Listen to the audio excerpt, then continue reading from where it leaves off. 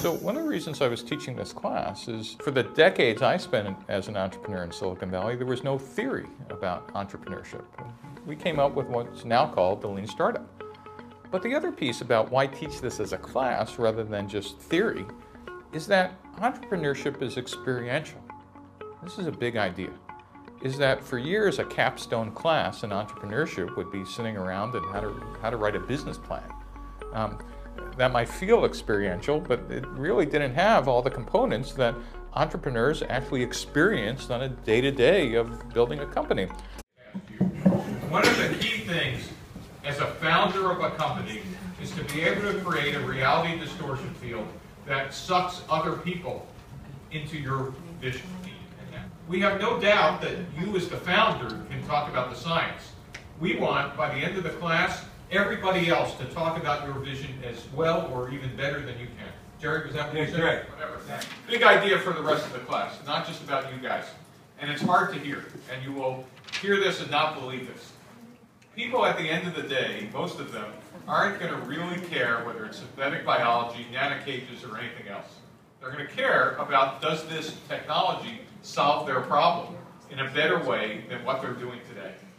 That might be incredibly depressing if you were one of those people in that cartoon that says, I spent 9 years wrapping carbon nanotubes around whatever.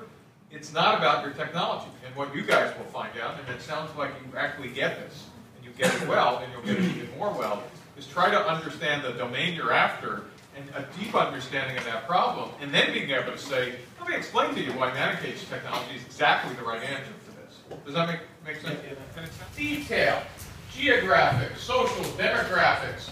You know, they're 24 years old, they're male, they're a city dweller, their title is X, their key issues they need to solve for their company or their services wide, or they're researchers in a lab that look like this.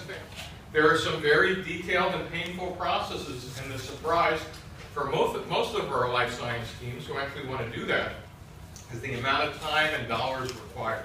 Right. Very important in biology.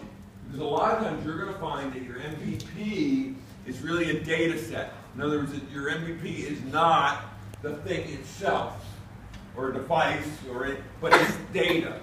And it may not even be data you've really generated, right? It may be hypothetical data. You want proof. Well, what kind of proof would you want, right? And it would be data. And then you could come back, not in the same interview, but later and say, if we had data that looked like this, not even saying it was proof, but saying, with this data, if we could achieve results like this, be compelling to you. Because that's an MVP.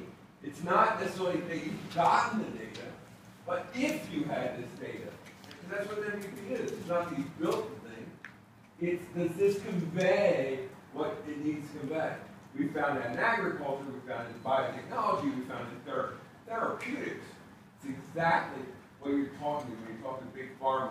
What is the data that big pharma wants to be interested? One of the most important things your company must do to make the business work. In the life sciences, those things are pretty unique. What's the IP, intellectual property? Do you need any patents? Turns out in therapeutics, I'm here, and if you're in web and mobile, you know, you never even think about patents. If you're in therapeutics, you can't leave your bedroom until you have a, provisional patent or patents. This is not a class that you learn by just simply attending the classroom lectures. This is a class where you actually got to be committed to spending the time outside the building. It takes a lot of work and effort, but the payoff is huge.